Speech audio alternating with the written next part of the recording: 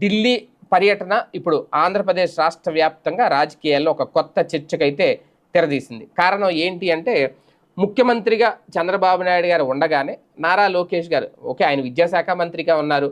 విద్యాశాఖకు సంబంధించిన శాఖ మంత్రిని కేంద్ర విద్యాశాఖ మంత్రి ధర్మాంధ్ర ప్రధాన్ని కలవడంలో తప్పేం లేదు.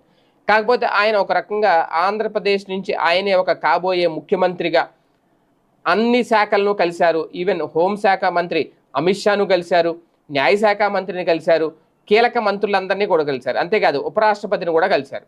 దీంతోనే ఒక చర్చ అయితే మొదలైంది. కేంద్రం గుడ్ లుక్స్లో పడాలి అనేది ఒక ప్రయత్నం మొదలుపెట్టారా నారా లోకేష్ అనేది ఒకటి. అలాగే భవిష్యత్తులో ఎలాగా ఆయన ముఖ్యమంత్రి అవుతారు అనేది కేంద్రం కూడా ఆల్రెడీ ఫిక్స్ అయిపోయిందా, డిసైడ్ అయిపోయిందా?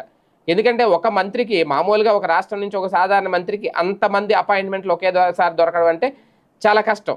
అలాంటిది నారా లోకేష్ గారు ఒకే రోజు